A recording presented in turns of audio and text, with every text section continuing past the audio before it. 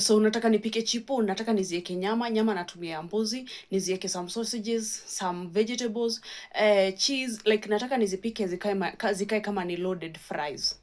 Okay, for the chipo, hizi hazinanga maneno mingi, ni waru tu unakatakata hiyo shape ya chipo. Sidhani kama kuna mtu ajui kupika chipo.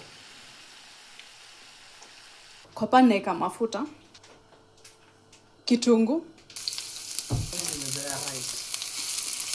So, hii kitunguu sitaacha ive sana. And then nitaweka nyama. Acha ive.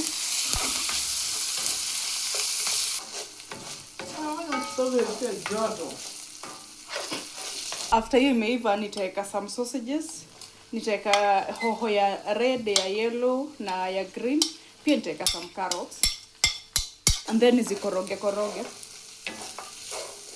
Minji nimeshazichemsha. Nitaweka some spices, unaweza tumia zile unataka. Nitaweka barbecue sauce. Na umake sure umeweka chumvi. Maji kidogo. And then niache ziive for a few minutes. So at this point zimeshaiva, kila kitu imeshaiva.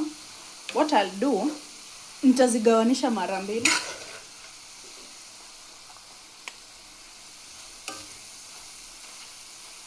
And then niweke zile fries, nitaweka half of them.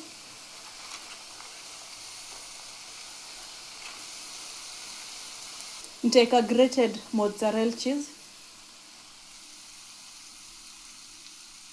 And then niko na hii nyanya na kitunguu. Niweke dania. And then nitamwaga ile yenye nilikuwa nimegawa. Niongezee cheese again. Nyanya na kitunguu. Dania. Fries. Cheese. And then it steam for about 5 minutes. So this is what we are working with in Archival.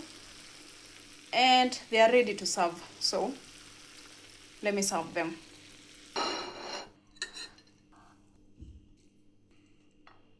So in Archival, you can add sauces. Unaweza ongeza mayonnaise, unaweza ongeza tomato sauce, whatever you feel like. But me, I feel like this way is okay. But yeah, anyways, hope you've enjoyed watching this video. And I'll see you in my next one. Bye bye.